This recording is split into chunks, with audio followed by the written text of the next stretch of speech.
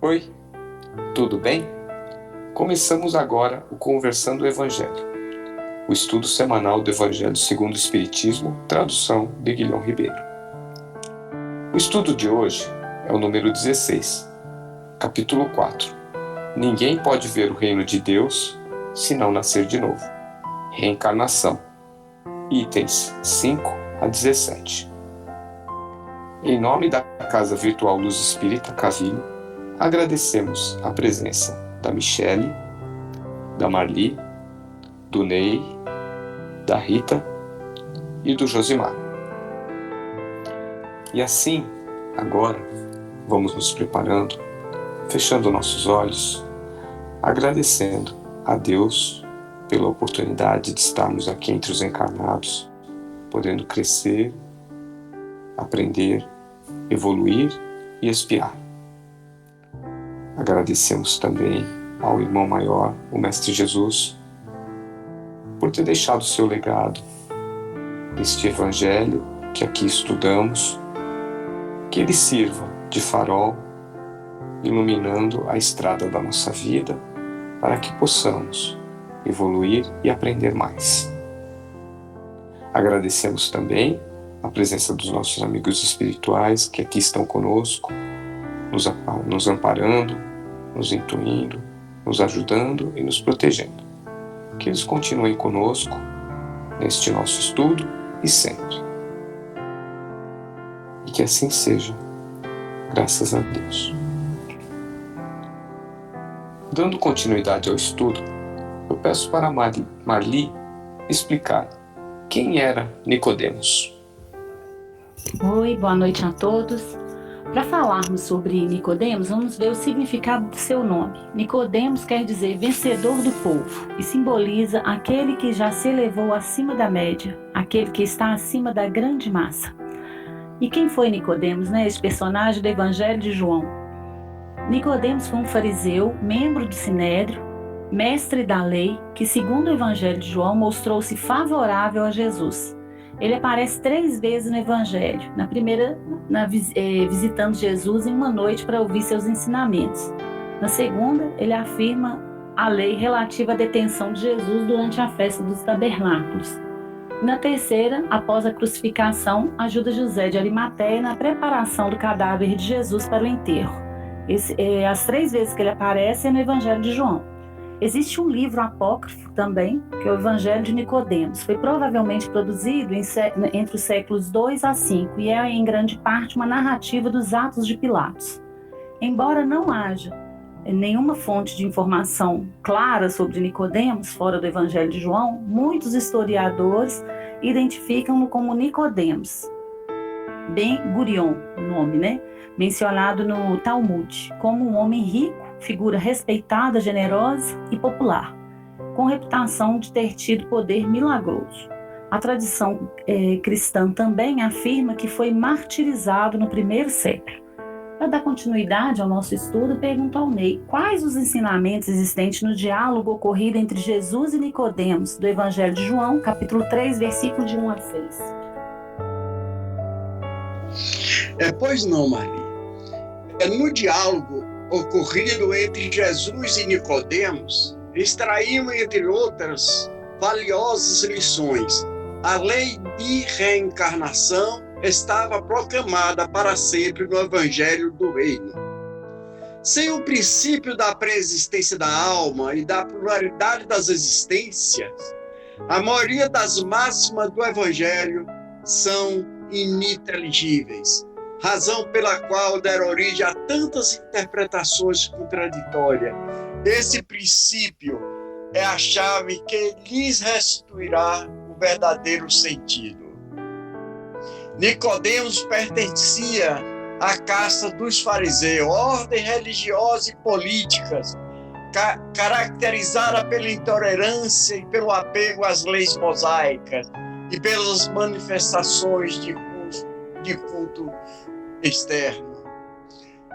Nicodemos, apesar de ser chamado de príncipe dos judeus, por ser alguém bem situado no campo social, politicamente influente, membro do Sinédrio, Nicodemos percebia que algo profundo e verdadeiro lhe faltava.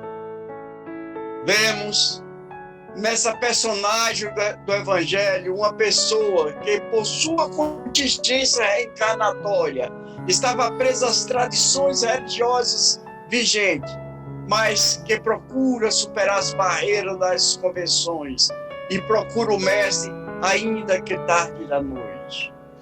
Nicodemos era um homem bom e por esse motivo desejava imensamente encontrar-se com Jesus para conversar com o Mestre sobre assunto religioso, porque tiveram notícias das suas pregações do Nazareno e das curas que ele fazia.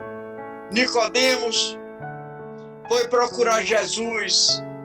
Foi um ato de sabedoria, reconhecendo o Senhor como mestre capaz de conceder-lhe orientações seguras de que tanto necessitava. Pois bem, preso aos interesses do mundo e coberto pelo manto das sombras oferecidas pelas convenções sociais, Nicodemos apoia-se na esperança e vai até Jesus. O Mestre o acolhe sob o influxo de sua luz e sabedorias espirituais, a fim de esclarecer, dizendo: bem sabemos que és mestre.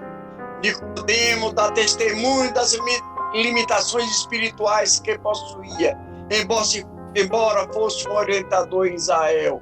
Acreditava em Jesus, mas ainda não compreendia a sua mensagem. Quando Jesus transmite a Nicodemos os ensinamentos espirituais básicos, se alguém não nascer de novo, não pode ver o reino de Deus. Causa perplexidade ao doutor da lei, que admitindo a sua ignorância, não entende como é possível alguém nascer de novo. Nicodemo, como se vê no texto do Evangelho, embora não fosse um mau homem, estava impregnado dos ensinamentos da religião farisaica, consistente quase que só de cultos e práticas exteriores, que vacilava a respeito da outra vida e duvidava que o homem, depois de morto, o corpo pudesse continuar vivo e que houvesse, de fato, uma vida real além do túmulo. Pois bem, entre Jesus e Nicodemos há uma distância evolutiva inimaginável. Entretanto, Jesus chega até o representante das autoridades da terra, envolve amorosamente e lhe presta orientações seguras. Nicodemos, por sua vez, curva-se à humildade reverente, à autoridade celestial, submetendo-os aos seus esclarecimentos. Dando continuidade ao Conversando o Evangelho de hoje, o questionamento que se apresenta neste momento é: sobre o que se funda o dogma da reencarnação? Os princípios da pré-existência da alma e sua sobrevivência após a morte, discutidos desde as eras mais remotas pelas mais diversas religiões, podem ser considerados como os rudimentos do dogma da reencarnação. Inicialmente, trago uma reflexão de Herculano Pires em seu livro Agonia das Religiões, sobre o vocábulo dogma. Diz ele: a palavra dogma é grega e seu sentido original é opinião. Adquiriu em filosofia e religião o sentido de princípio doutrinário. Entre o dogma religioso e o filosófico há uma diferença fundamental. O dogma religioso é de fé que não pode ser contraditado, pois provém da revelação de Deus. O dogma filosófico é racional, dogma de razão, ou seja, princípio de uma doutrina racionalmente estruturada. No Espiritismo, como em todas as doutrinas filosóficas, existem dogmas de razão, como o da existência de Deus. Muitos leitores desavisados quanto ao sentido filosófico da palavra dogma criticam Kardec quando se deparam com este termo em O Livro dos Espíritos e demais textos doutrinários. No entanto, Kardec o usou ancorado na razão e no bom senso e não no sentido religioso. Kardec, ao receber os ensinamentos dos Espíritos e proceder com a codificação da doutrina espírita, tratou inicialmente a reencarnação como um dogma. Ele mesmo relutou em aceitar os conceitos palingenésicos trazidos pelos seus mentores espirituais. Cajazeiras, em seu artigo O Dogma da Reencarnação, assim descreve a reação de Kardec ao entrar em contato com tais ensinamentos trazidos pelas inteligências desencarnadas. De fato, a priori, houve mesmo de sua parte uma certa relutância, visto não se constituir tal princípio em elemento da educação ocidental que ele recebeu naquela existência, e até haver, na sociedade de então, em decorrência da dominância religiosa contemporânea, verdadeira rejeição à ideia das vidas sucessivas. Somente depois de compreender racionalmente o fenômeno biológico da reencarnação como lei natural, imprescindível ao caminhar da humanidade junto ao aprimoramento e evolução ética, moral e espiritual, foi que Kardec aceitou a verdade da reencarnação enquanto lei de evolução e progresso. Neste sentido, é o próprio Kardec quem faz as seguintes afirmações na Revista Espírita de 1860 e em obras póstumas.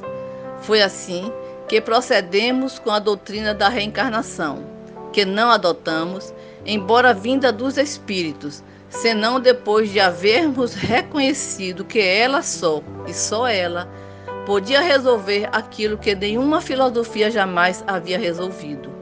Agi, pois, com os espíritos como teria feito com os homens. Foram para mim, desde o menor ao maior, meios de informar e não reveladores predestinados. Agora, passo a palavra para Josimar, que fará a reflexão sobre a vida dos espíritos segue as mesmas fases da vida corpórea.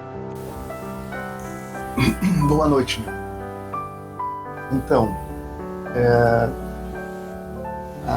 quanto à vida dos espíritos, né, a raticidade, o questionamento é se segue as mesmas fases da vida corpórea. E no plano espiritual, todos os espíritos já estão na sua forma adulta, né? Eles já são espíritos, vamos dizer, vividos, né? Antigos, não é isso? Enquanto na vida corpórea nós temos a infância, a juventude, né? A adolescência e posteriormente a fase adulta, no mundo espiritual os espíritos se manifestam, se apresentam com a forma adulta. Observa-se em algumas obras a narrativa de existência de crianças no mundo espiritual, mas são casos em que o desencarne ocorre após os 4 anos de idade até completar a vida adulta, né? Aí nesses casos a infância é desenvolvida no plano espiritual, pois o desenvolvimento do perispírito não se deu por completo na vida material, no mundo físico. Eu pergunto a Michele, né? Que lição prática tiramos desse estudo, Michele?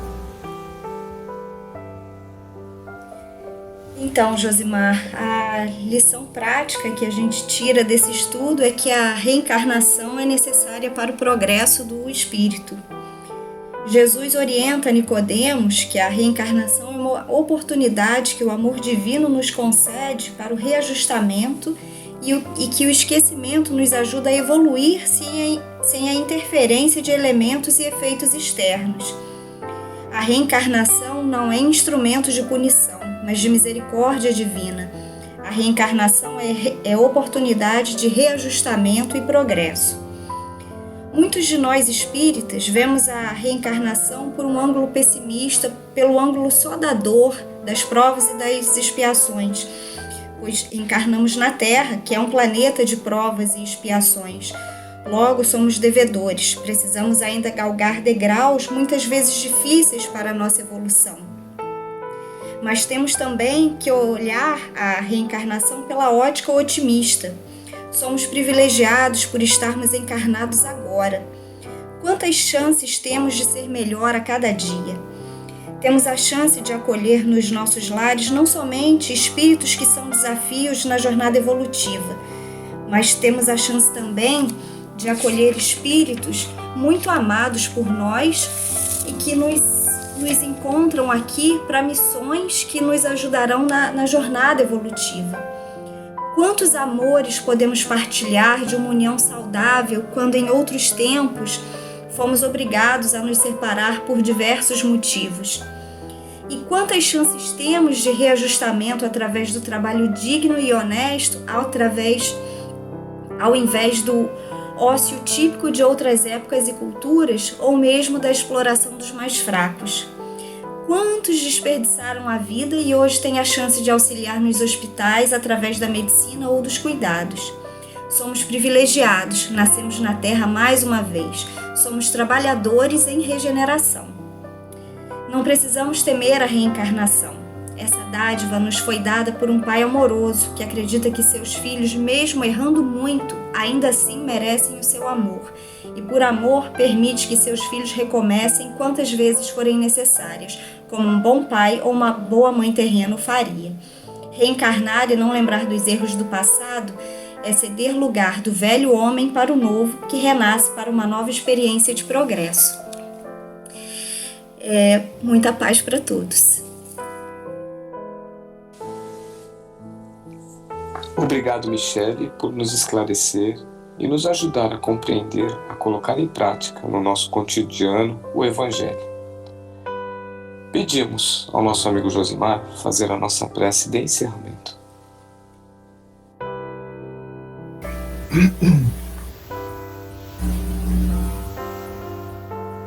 Mestre Jesus, gostaríamos de, nesse momento, agradecer pelo apoio, pela presença dos nossos irmãos de luz que nos intuíram nesse momento de estudo. E que nós possamos assimilar esses ensinamentos. E que nós possamos ainda ser um farol de luz que possa direcionar aqueles que se encontram ainda vagando, sem rumo, nessa caminhada rumo ao progresso. E nós tenhamos uma noite de muito bom descanso e que possamos estar disponíveis para auxiliar nossos irmãos de luz no que nossa competência couber. E assim seja. Que assim seja. Tenham todos uma boa semana.